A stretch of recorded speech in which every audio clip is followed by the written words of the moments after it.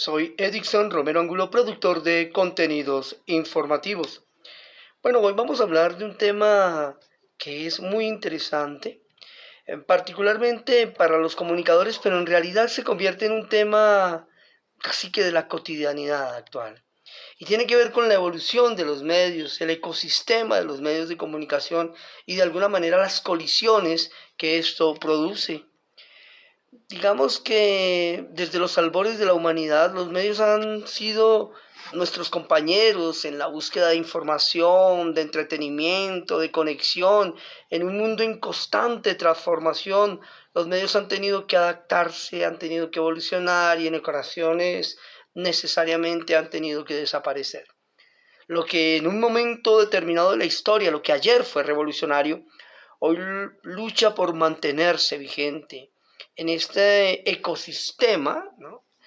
Mediático, donde viejas y nuevas especies se enfrentan en una batalla constante por la supervivencia. Es un ecosistema donde cada especie mediática debe encontrar su nicho para sobrevivir, tal como lo sugiere Charles Darwin en el proceso del origen de las especies, en su libro donde muestra cómo las especies van luchando para sobrevivir, los más hábiles logran sobrevivir. Por lo tanto, los medios deben encontrar un nicho para esa sobrevivencia, tal como debe, digamos, en el contexto de la biología, encontrar los espacios para alimentarse, para nutrirse.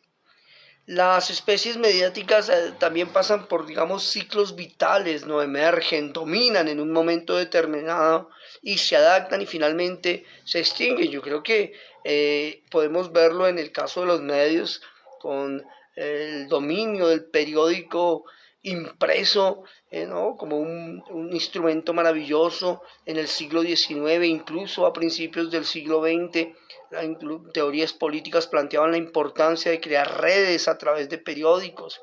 Entonces es fundamental, pero en un momento determinado, al aparecer la radio, al aparecer la televisión, aunque el medio escrito no desaparece, sobrevive, se mantiene potente, pues obviamente ya no está solo en el espectro de las comunicaciones, ya no domina todo el ecosistema en un momento determinado.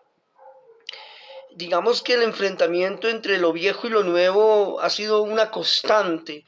Cuando un nuevo medio emerge, por ejemplo la radio, cuando emerge a principios del siglo XX con toda su fuerza, su magia, su sonoridad, pues tiende a señalar las diferencias con lo anterior, presentándose como disruptivo, como si estuviera rompiendo realmente con todo el momento anterior. Pero en realidad hay una conexión, hay siempre unas conexiones. Digamos que lo nuevo trata de ocultar digamos, la continuidad de lo viejo. ¿Acaso, por ejemplo, la radio no estaba de alguna manera llevando algunos textos escritos para ser sonorizados?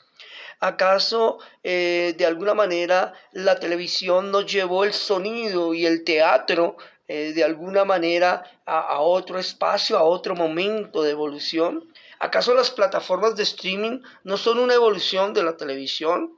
¿No son los podcasts de alguna manera una evolución también de la radio? Es decir, el lenguaje radial se mantiene allí. Los medios, al igual que las especies, deben adaptarse o corren el riesgo de desaparecer, ¿no? El ciclo vital mediático se acelera en esta era digital. Lo que una vez fue dominante, hoy debe reinventarse o resignarse a la extinción, ¿no?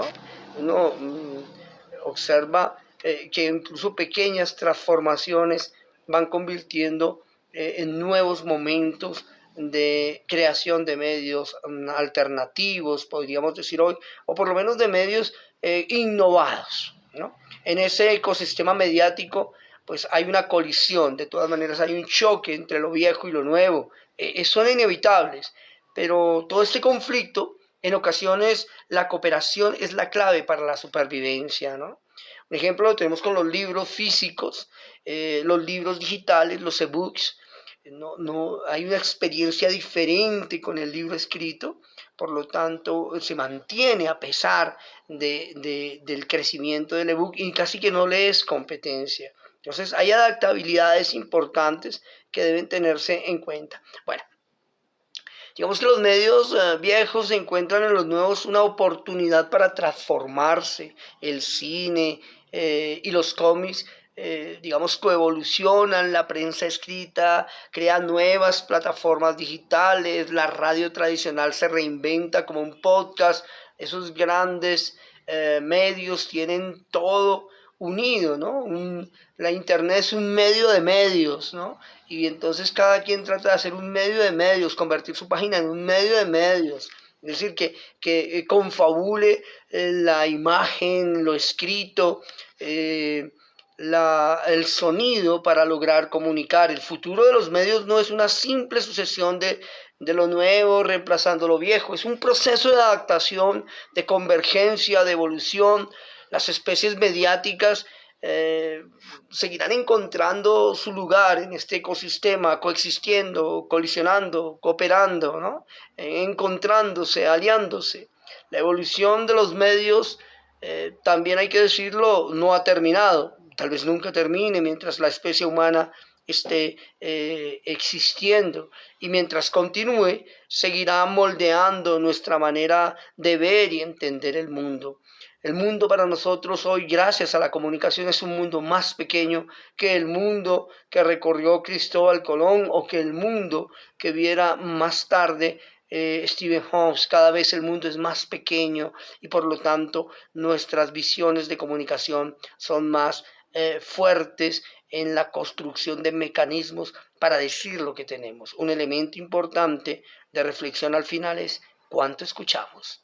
Ahí está entonces de lo que queríamos hablar, de la evolución de los medios, de su emergencia, de su adaptación, de su supervivencia. Eso es fundamental. Soy Edixon Romero Angulo, productor de contenidos informativos.